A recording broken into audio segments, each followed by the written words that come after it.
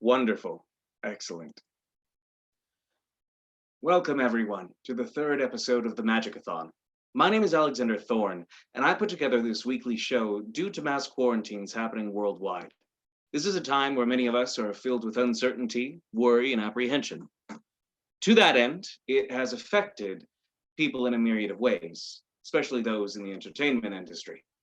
Many of us who make a living performing it for crowds find ourselves at a significant loss of what to do when the crowds are no longer there. To that end, I created this series for two reasons. Firstly, to entertain those of us stuck at home with a constantly rotating roster of phenomenal magicians. Secondly, during the course of the program, if you happen to see anything you like and want to help best support the arts during these troubled times, we have a donation link below in the description that you can use to make sure that the performers you're seeing today and in the weeks to come will be able to keep doing these shows for wonderful people like you. Thank you so much. For my part with you all today, I would like to share with you a story. For those who know me and my shows, they know that I'm a collector of bizarre artifacts and odd tales. This is where my journey began. As we grow older, responsibility eventually begins to seep into our lives. Now, I don't have any children. I'm still unsure if I want any quite yet, but I have taken care of many young relatives, and I've come to find that 4-year-old children are really weird. Small, intense creatures of obscure obsessions. When my friend's son was about 4 years old, he was obsessed with Thomas the Tank Engine, a children's TV and book character, a talking train, essentially. The only game he was interested in was his Thomas the Tank Engine train set, and the only thing he would watch on TV was this collection of Thomas the Tank Engine DVDs.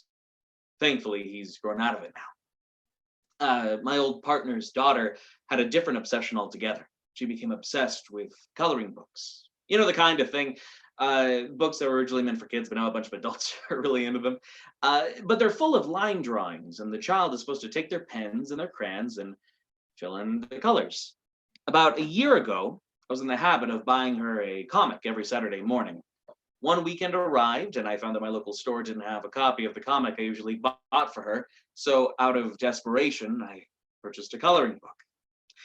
She was delighted and rushed up to her bedroom immediately to begin work on the masterpieces. Imagine my surprise when in the morning the book was complete. Now, originally, it just looked like that. Very simple black and white drawings that would take most 4-year-olds quite a bit of time.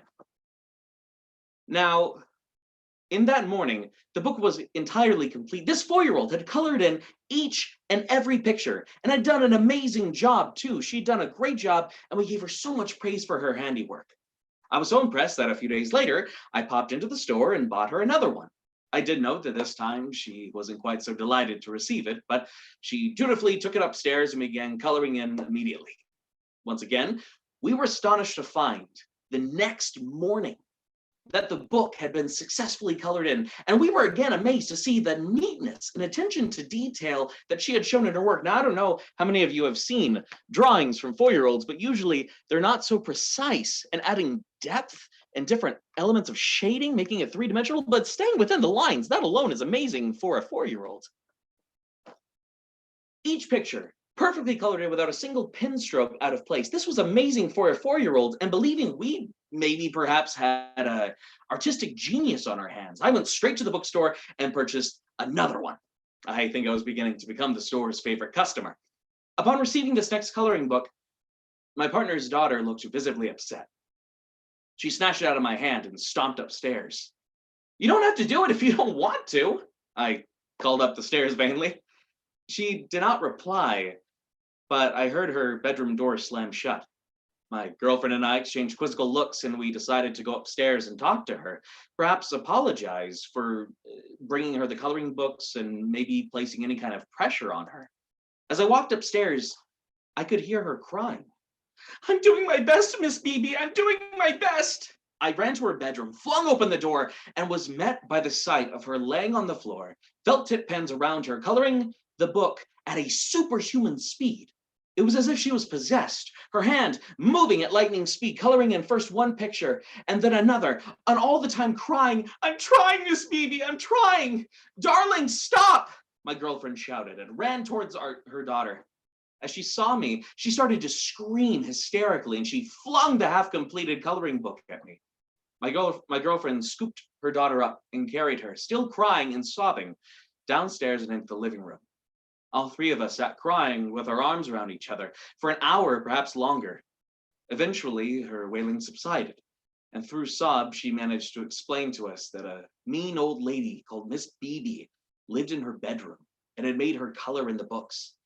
She gets so mad if I do it wrong," she sobbed. "I have to color in between the lines, in between the lines." My girlfriend took her daughter to spend the night at her grandmother's.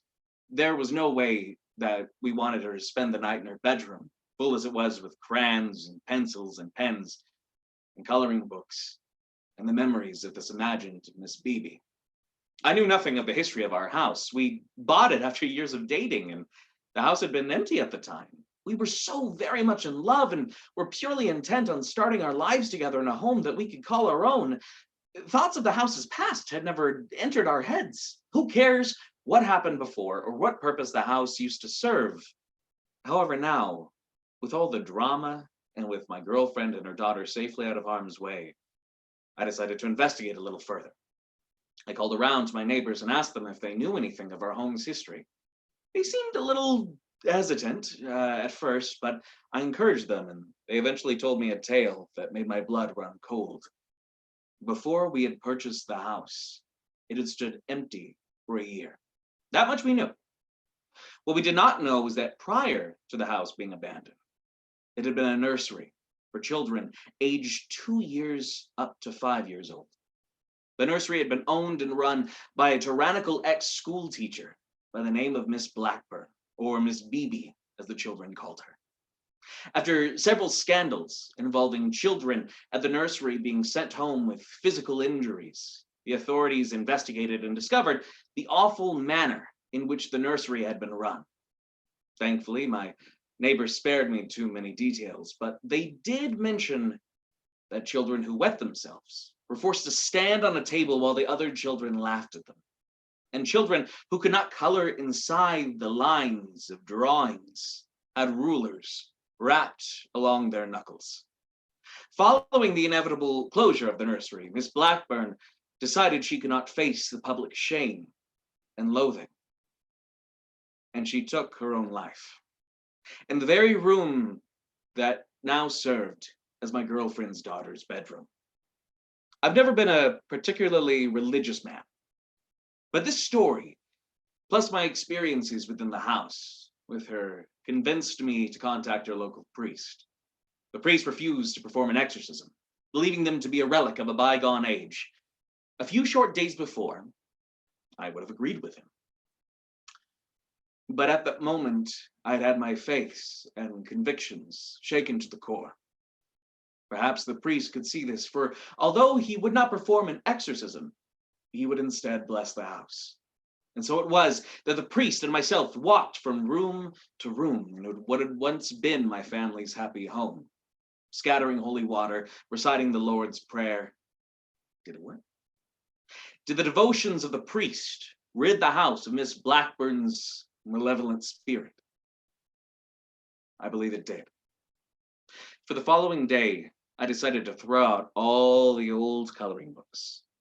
And as I did so, I flicked through one or two of them and found that, to my shock, that all the pictures had gone, replaced entirely by black pages. Miss Beebe had gone and had taken her pictures with her. Well, everyone, that is my time. Stick around because we have a couple of amazing performances on the way. Now, for our next couple performers, they're going to require volunteers. So in the comments for the YouTube live video, I'm going to put the Zoom link. So if anyone wants to join in, go ahead and join in. Otherwise, Up next, we have Jonathan Molo. Now, Jonathan Molo has been amazing audiences with his own brand of high energy, interactive comedy magic for the past 30 years. His clients include Hilton, Lululemon, King Oscar, Eldorado Broadcasters, USO, VCA, LOL, ROFL, and more. Maybe I made up a couple of those. He's also been featured in various national publications and media outlets. Jonathan is a member of the prestigious Academy of Magical Arts at the world-famous Magic Castle in Hollywood, California. He can often be seen performing at their famous clubhouse when it's open, and not under quarantine. Anyway, I leave you all in the capable and wonderful hands of Jonathan Molo.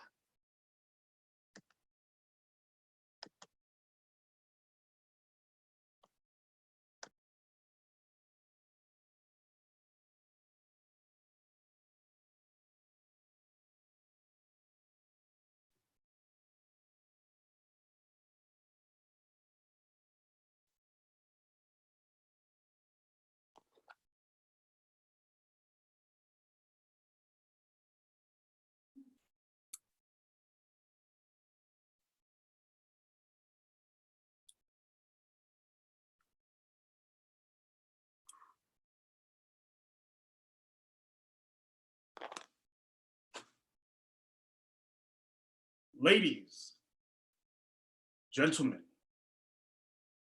what is up? Yes! Once again, my name is Jonathan Molo, and tonight, the impossible. But first, we need to warm up our magical muscles. Absolutely, we don't want to stretch those magical muscles and hurt ourselves. So I would like everybody at home to follow along. Is everybody ready? Let me hear you say, yeah. Oh, I forgot, I can't hear you. That's okay, that's okay. Everybody follow along. Everybody hold out their hands just like this and wiggle those fingers. Yes, I love it. There we go. Now, turn your hands like this with your thumbs pointing down and your palms pointing outwards, and wiggle those fingers, wiggle, wiggle, wiggle. Now place your right hand over your left. Right hand over your left. And wiggle those fingers, wiggle, wiggle, wiggle. Now place your hands together and wiggle your left middle finger.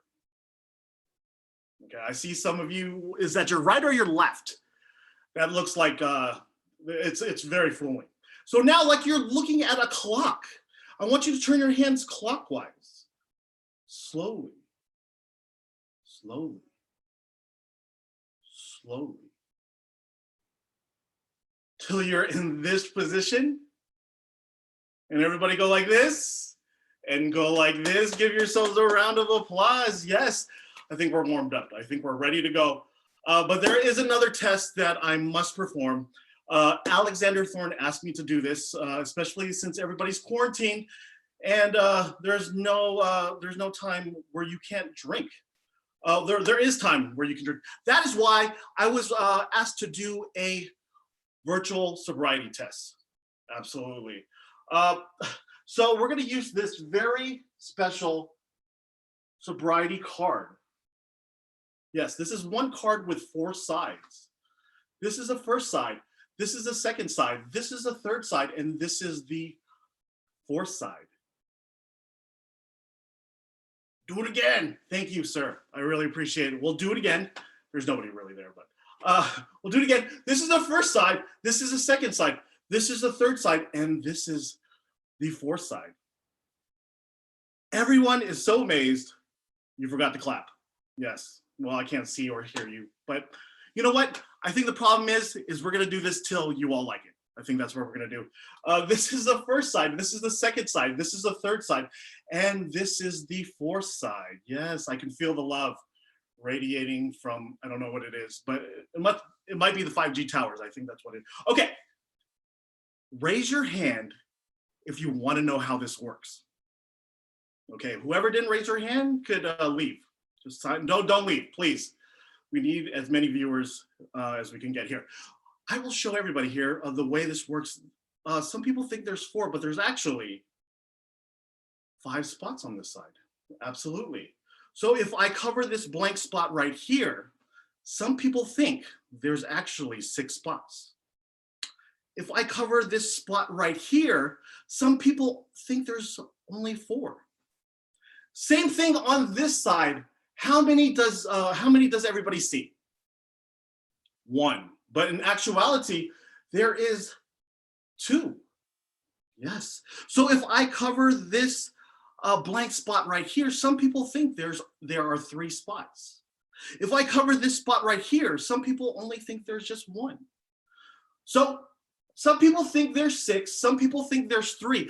The thing is, I have to make sure I don't overdo this, because if you are drinking right now, you might be seeing more than 1 spot, more than 6 spots. Oh, wow. All right. Or you're seeing an extra spot on this side also. The way to find out if you've been drinking a little bit too much, if you start seeing more spots than you should. Yeah, stop drinking. It's not a good time, even though it's Easter. Yes, all right. Hopefully everybody passed. If you didn't, that's okay. So before I leave you tonight and introduce our next magician, I have something very special to my right. I don't know if you've noticed this. This has been in full view the whole entire time. And it's a prediction. It's a prediction for the future. Mr. Alexander, I need you to pick a person to choose either red or black, please. Mr. Thorn, can you hear us? Well, unfortunately, no one has joined us quite yet, so I'm going to have our other fellow magician, Micah, help us out, if that's all right. Oh, absolutely. And actually, I'm streaming on Facebook. If we can't get anywhere, we're going to go to Micah. Everybody on Facebook, will name either red or black in the chat. I'm going to give everybody a second here. Red or black? Red. Red. I heard red. Red. Perfect. Either hearts or diamonds. Hearts or diamonds? Diamonds. I heard diamonds. Perfect. Let's see here. Oh, high or low card? High or low? Which one? High or high. low? High. High. High. We heard high. Yeah. Awesome.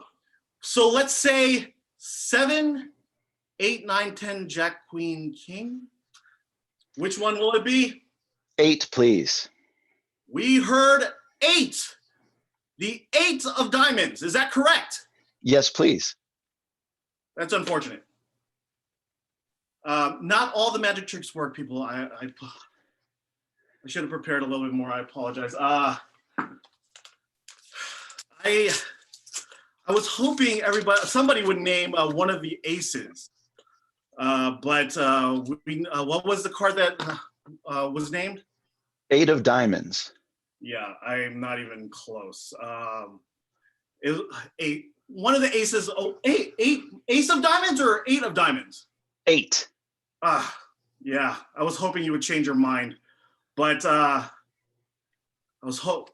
ace of diamonds, half credit. That's pretty close. That's not bad. It sounds like it. Oh, I forgot.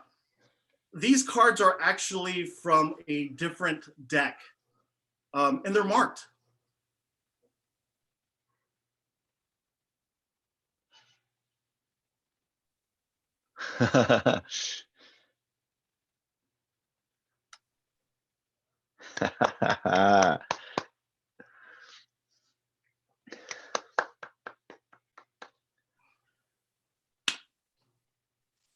Wow! Well done. That was beautiful. Yes, thank you. Thank you for helping out. I think Yeah. you're ready for your final act. Is everybody ready? Yeah. Woo! All right. Your final act is a teacher, producer, writer, consultant, and performer. All in the art of magic. He is a headliner and tour guide at the world famous Magic Castle, who called him an innovative performer with mind-boggling talent. Please welcome Micah. Cover. You can see me and hear me okay. And Mr. Thorn, are you still with us? Indeed I am. It's hard to get rid of me. Who would want to? Mr. Thorn, I have a feeling that you are going to be the perfect assistant for this anyway. And it is a pleasure to be here. It is a pleasure to be on this show with you. And those of you watching at home, how about a round of applause for Mr. Thorn and Mr. Molo? Oh my goodness, that was some great stuff. And Mr. Thorn, if you don't mind helping me with this, you know what? This is kind of for you anyway. Is that okay? Aw, shucks. Of course. Okay, cool. And keep in mind, Mr. Thorn and everybody watching at home through the Facebook Live or YouTube or anything like that, keep in mind that magic, especially what I'm about to do, it's very interactive. Magic by definition is an experiment, right? So if it works, it's magic. Yeah. If it doesn't work, it's performance art. So either way, it's a win-win. Everybody wins, and I'm sure all the liberal arts majors at home are appreciating that reference. Okay, Very so deep. Mr. Oh, wait, you got a poet snap. I love it. Okay, so Mr. Thorn, this is a close-up routine, and I'm going to do my best to keep everything within this tiny frame. And I got to say, my friend, you've been doing a wonderful job of that, all of your shows, so congratulations. So I'm going to bring this down a little bit. Mr. Thorn, can you see maybe my vest, my tie, and this close-up pad? Indeed, yes. Excellent. Okay. And you might notice something else, a little card sticking out from underneath the mat. We may get to that later. And like I said, I'm going to try to keep everything in frame. You, sir, will keep me honest. Is it a deal? Say deal. Deal. Love it. Okay. So first of all, I'm going to keep this wallet in frame. We'll get to that in a minute. And I have a deck of cards. They're in no particular order, but you don't have to take my word for it. Not only are you going to be in charge of mixing them up, you will get to see everything in the end to make it fair.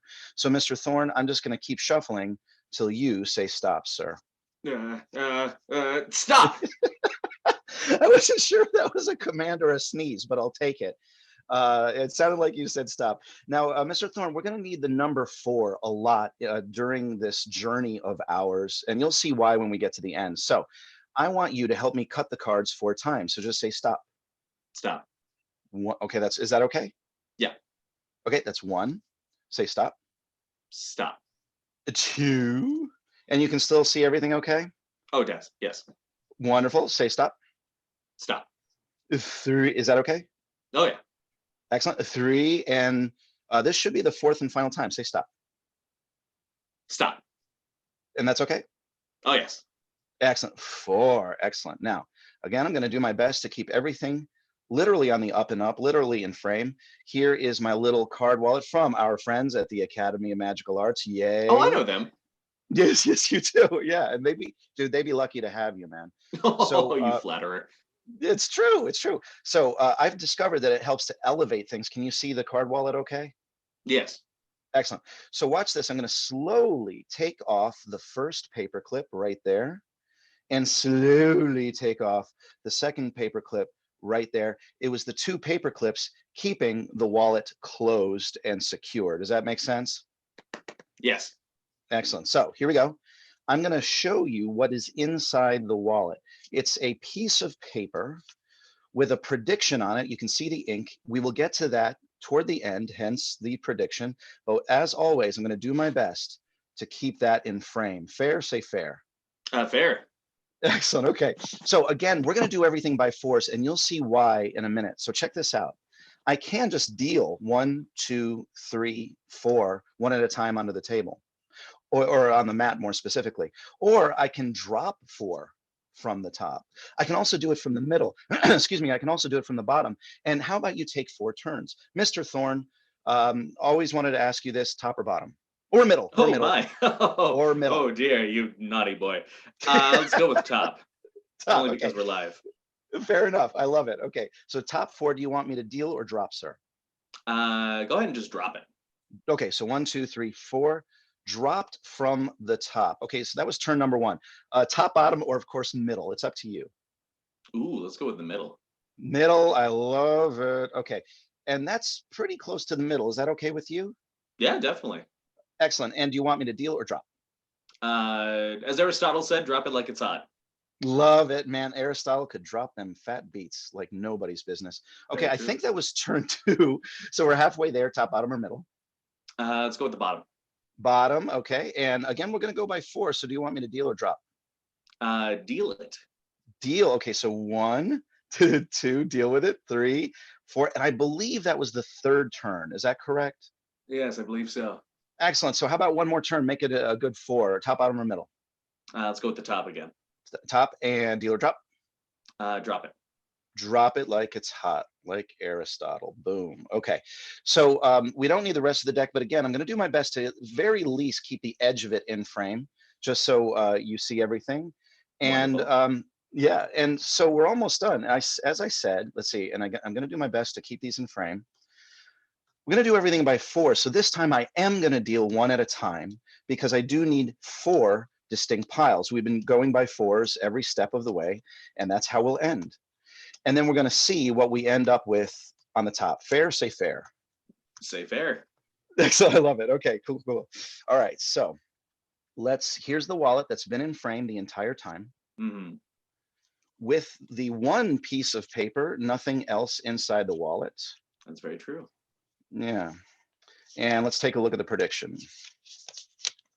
Now, I hope you can see this. So in my perspective, it's actually backwards. Oh, and upside down, but okay. My perspective is backwards, but hopefully you can see the king of spades on the top.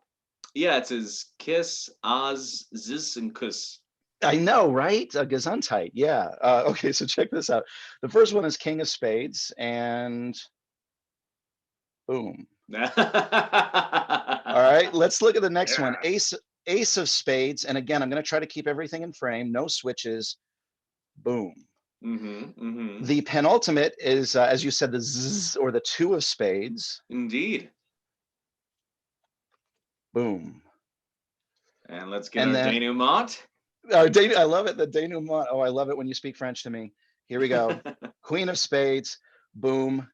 Mr. Thorn. Micah, you match my predictions perfectly. Now one of us has to change. All right. Now party matching.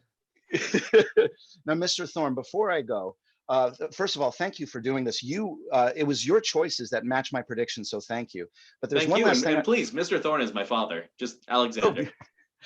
Yes, Alexander, because we're best buddies. We've reached that point. We've reached that point. We're friends on social media, so we're BFFs. So Alexander.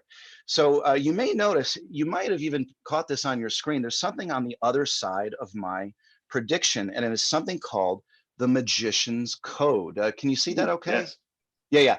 And those of you watching at home, YouTube, Facebook Live, or whatever, if you want a copy of this, just let me know. I'd be happy to email it to you for free, because this is literally the Magician's Code. And Alexander, you might be able to confirm for me. Every card, all 13 values are represented, and they actually spell something. Like the ace clearly would be an A. Does that make sense to you, Alexander? Yeah, of course. Yeah, of course. Although it could also be a O-N-E for 1. Now, the other thing it could be, since the ace is higher than the king, and the king is the 13th value in order. If the ace were above the king, it would be a 14. So therefore, an ace could be a 14 or an N, which is the 14th letter of the alphabet. Now, yeah, this is it sounds a little convoluted, but some of them are much more simple. The 2 would be a B, 3C, 4D, and so on. Does that make sense? Of course. Yeah. So check this out. Not only did you match my prediction, according to the very Magician's Code that I just showed you, this should also mean something. So I may have to consult the Magician's Code for this. Now, the king could obviously be a K, but the king, as I said earlier, is also the 13th value. Therefore, it could be the 13th letter of the alphabet. I'm dyslexic, so what is that? No, it's okay. The 13th letter of the alphabet is exactly in the middle. It happens to be an M. Okay. Oh, M. Yeah, that's the 13th letter of the alphabet. Now, we can just keep, since that was a little convoluted, we can keep this simple. We'll just keep it as an A. Now, we have a 2 and a Q. Now, a Q in the Magician's Code can represent more than one thing in order to help you spell something. So, for instance, it could be a 0 or an O, because a Q is just a 0 or an O with a little line through it. Does that make sense? Yes. Yeah. So therefore, this could be, since this is an A and these are 2, these could be together. This would be a 2 and maybe an O, let's say a 20. So now we have 13, 1 or A, and 20. The 13th letter of the alphabet is M. Then we have an A. Can you guess what the 20th letter of the alphabet is? Ooh. It happens to be a T. It happens to be a T. M. Alexander, M-A-T. Alexander, does that mean anything to you? Uh, How about Magic-A-Thon? yes, I've heard of that show. I like that show. You should check it out. There's a guy named Alexander. You can call him Mr. Thorn, but that's really his dad. You should really call him Alexander. He hosts this show. It's unbelievable. These are the initials, M-A-T. And a matter of fact, not only did you match my predictions, you literally spelled the initials of your own show, sir. I like then it. The I like it. Alexander, the last paid the promotional publicity thing and everything. I love it. Yeah, thank you, dude. I'm kissing up as much as I can because I love you, brother. And here's the last thing. Not only is it your show, M-A-T, Magic-A-Thon, it literally spells Matt, right? Matt. Indeed. Like my close-up Matt. It's reaching, but I'll take it. No. You know what I mean? M-A-T, Matt, right? It's like my, sometimes it's called a close-up pad, but it could also be a mat. And as I said earlier, there was a little card sticking out of the mat. Do you remember me mentioning that? I do. Oh, there it's poking its little head out.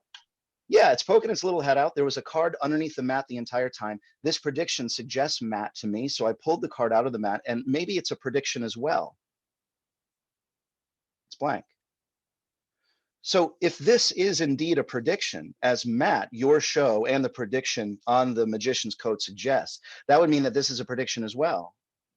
So that would suggest, and again, I'm going to try to keep everything in frame, the ending of this routine.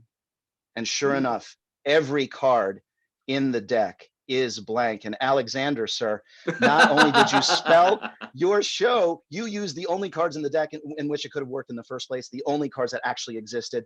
Guys, ladies and gentlemen, give it up for our esteemed host, Alexander, for making M-A-T, Magic-A-Thon happen, literally. Oh, thank you. Thank you. Oh, man, Evan, this is great. I can't think of a witty retort. You don't, dude, you don't have to. You're doing it right now. You're doing the show for the world, and we can't thank you enough. Thank you very much. Thank you, brother. I'll give you a raise if we get any donations. Which, speaking of donations, let's bring our way to the end of the show here. So everyone say goodbye to Micah. Say goodbye, Micah. Bye. Goodbye, Micah. Perfect. And bringing it over here. Wonderful. So I want to thank every single one of you for tuning in to our third episode of the Magic-A-Thon. I want to give a special thanks to Micah Cover. I want to give an extra special thanks to Jonathan Molo. Thanks all around. Mwah. If you enjoyed what you have seen today, please make sure to visit the PayPal link in the little description below. Help us make sure that this is a series that can keep coming to you with even more wonderful episodes. If you didn't like it, make sure to give us double as restitution for hurting my feelings. Stay safe out there, everyone. We'll see you next week. Good night.